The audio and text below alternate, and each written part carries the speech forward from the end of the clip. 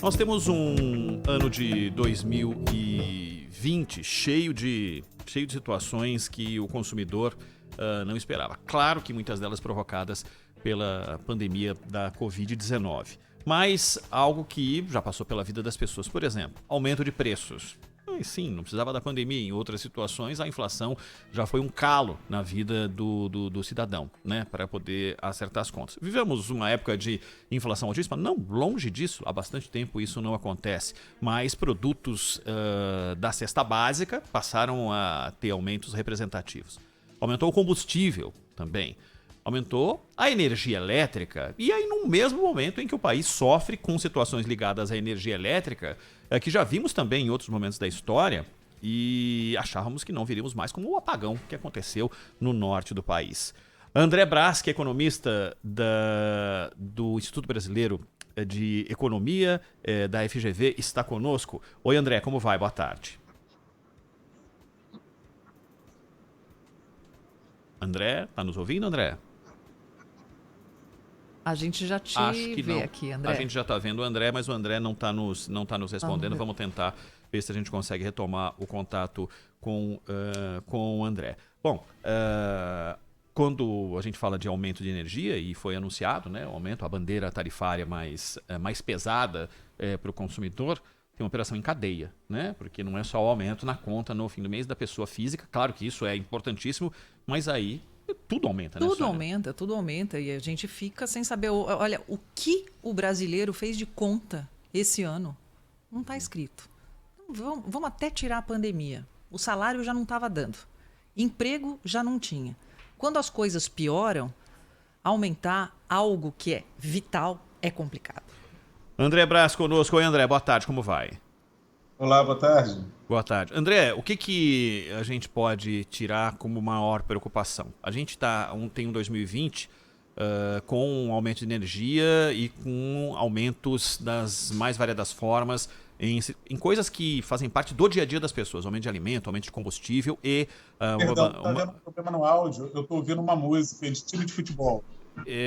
Vamos tentar resolver pro André. A Rádio Bandeirantes é a rádio do futebol. Não, viu, que a André? gente não seja aqui dos as maiores referências em transmissões esportivas. Eu nem falei o nome do time do futebol porque não é o meu, então... Qual que é o seu? Aproveita para dizer aqui para o nosso ouvinte.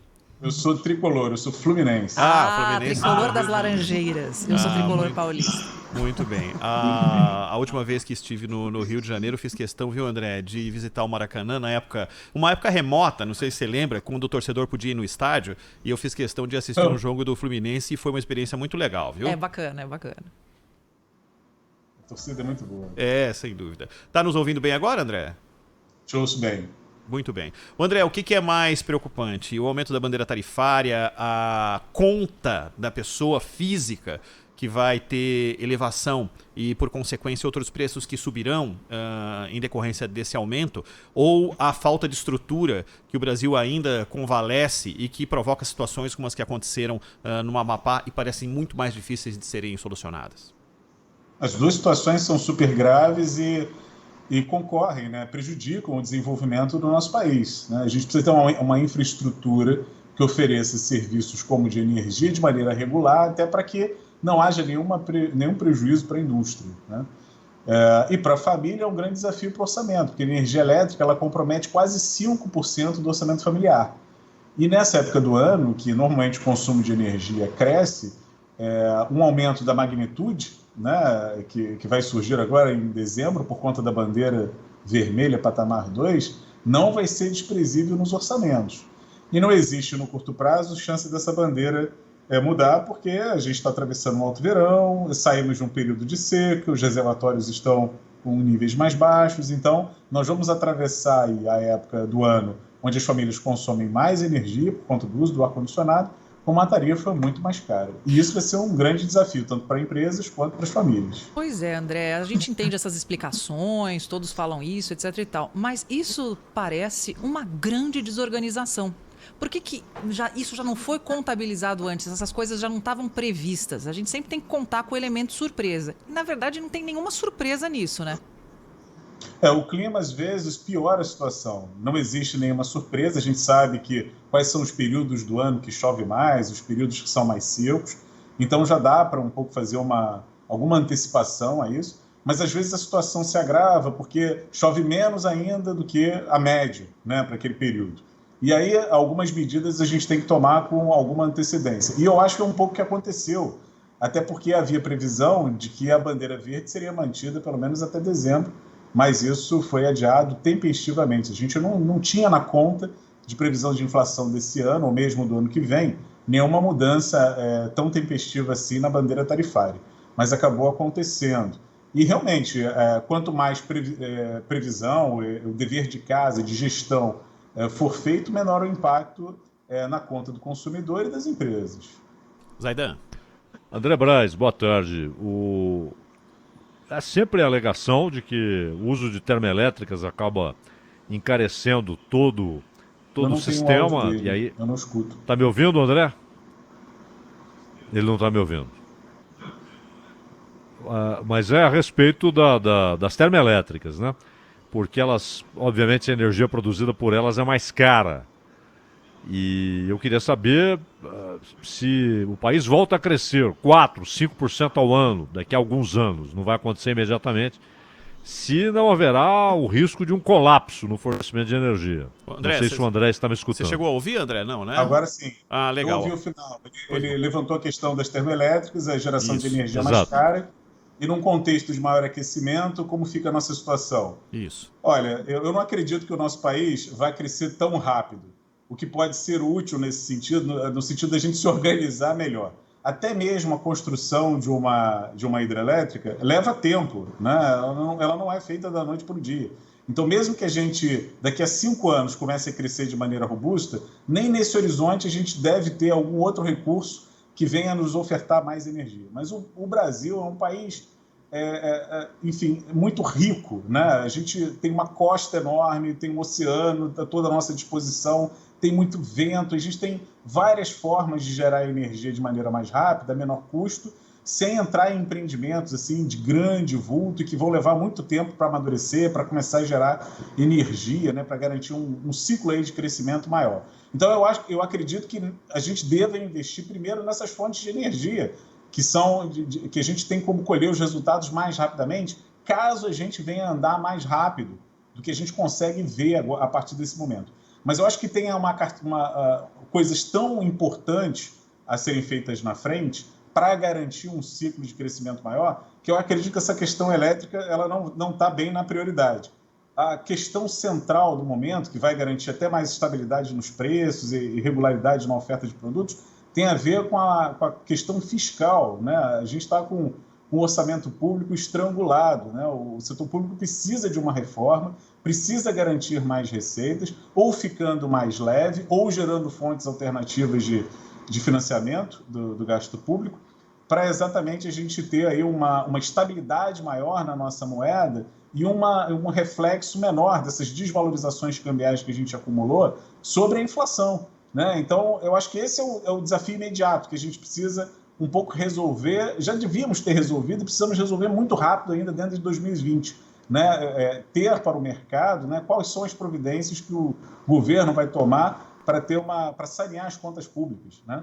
E no porvir, sim, a gente começa a pensar em questões estratégicas. Olha, já fizemos o dever de casa, agora já botamos as contas públicas em dia, estabilizamos aí o real, não tem mais nenhuma desvalorização expressiva na frente. E aí, o que a gente precisa fazer agora para garantir maior crescimento? Vamos para essas medidas aí na garantia de novos recursos energéticos. E a gente não precisa partir para hidrelétricas, termoelétricas, a gente pode partir para fontes alternativas, explorando mais o nosso litoral e outras fontes de energia renovável e barata para tentar sustentar aí o nosso país num crescimento um pouco mais forte. Todas as possibilidades têm lá os seus problemas, né, inerentes, por exemplo, a essas possibilidades. A energia eólica, por exemplo, que você fala, é maravilha, né? O vento é quem vai mover esse troço. Mas há hoje a constatação de que se acaba também tendo problemas ambientais, porque há uma morte considerável de pássaros, né? Um número gigantesco de pássaros que acabam morrendo. Então também isso tem de ser levado em consideração, a região que que vai ser usado o vento para a produção de energia. A energia atômica, que é limpa, mas o problema é o resíduo, né? Além da segurança, e há o problema dos resíduos. E nós temos, majoritariamente no Brasil, o uso da água para a produção de energia. E como você disse, termoelétricas, né, que são usadas aí quando só as hidrelétricas não dão conta. Mas aí que está a questão.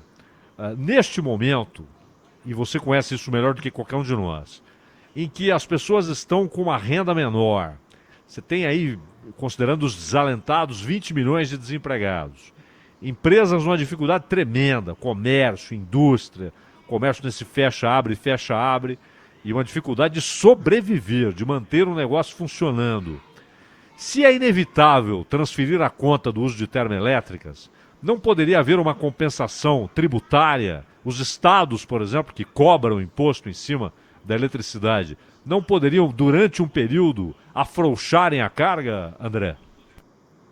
É exatamente essa questão tributária que é mais sensível, porque a arrecadação já foi muito comprometida. Então, a gente precisa de recursos também para garantir o básico para a população. Acesso ao ensino, à segurança pública... Mas desculpa, André, só um adendo, me desculpa. Mas comércio fechando, gente quebrando, lá na frente não significa menos arrecadação? Também. Mas só que eu acho que o endividamento já chegou num patamar que é mais difícil agora. Você não cumprir o teto da dívida, você desmobiliza, cria uma incerteza, uma insegurança maior para o país, que acaba sendo danosa. Eu acho que essa questão das bandeiras tarifárias, elas poderiam ser melhor avaliadas. Quem sabe não dar um salto tão grande de uma vez, quem sabe jogar realmente a conta para 2020. Essa seria uma forma de você mitigar esse impacto sem evitar que uma parte dessa despesa de fato fosse paga. Mas ela vai representar um desafio maior para pequenos e grandes negócios, numa fase em que a gente está tentando fazer a economia se recuperar. Então, é por isso que eu digo, a situação do país é tão delicada que, às vezes, um movimento, tentando proteger segmentos que vão garantir emprego e renda, compromete mais a visibilidade do país, aumenta o nível de incerteza, que acaba gerando um outro problema para esses pequenos e grandes negócios, né?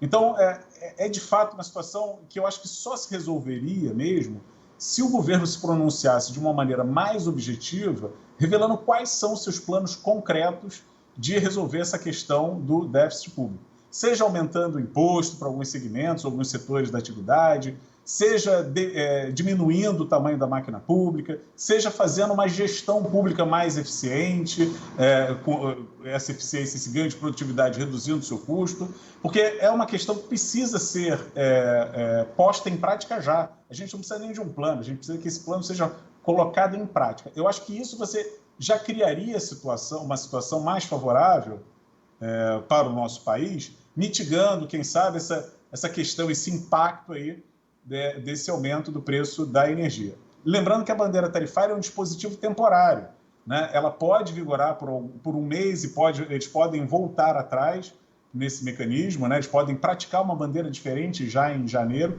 Ela não significa um aumento permanente nas contas de energia, mas elas representam, sim, nesse momento, principalmente, que ela está no maior patamar, um desafio a mais para uma estrutura produtiva que está engatinhando e que está, de novo, tentando retomar ao seu estágio pré-pandemia. Ô André, você tocou num ponto bom. Objetividade é o que está faltando aí por parte das informações. A gente sente muita dificuldade exatamente para entender. E você explicando, você deu um panorama geral. E complementando a pergunta do Zaidan, que falou do comércio quebrando, como que a gente vai fazer, você também fez uma colocação que me deixou bem preocupada. O país não vai crescer tão rápido. Isso a gente já sabe, mas você já falou 5 anos. É muito tempo, não? É muito tempo, mas essas situações elas não se resolvem da noite para o dia.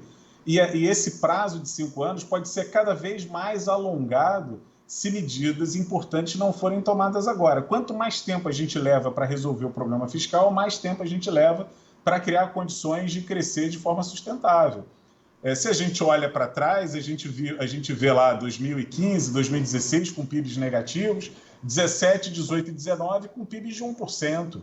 Né? Isso é um crescimento muito baixo, né, para a economia brasileira. E aí fomos atropelados pelo coronavírus, a previsão de queda no PIB de 5%. Então, imaginar que depois dessa confusão toda, né, desse sufoco todo que nós passamos, de como o coronavírus afetou a economia mundial e muito mais a nossa, que já vinha fragilizada, a gente vai crescer rapidamente agora, com esse endividamento público todo, é complicado. Eu acho que a gente deve trabalhar, né, tentando crescer o mais rápido possível, mas a gente precisa de uma estrutura básica para que esse crescimento aconteça de forma sustentável.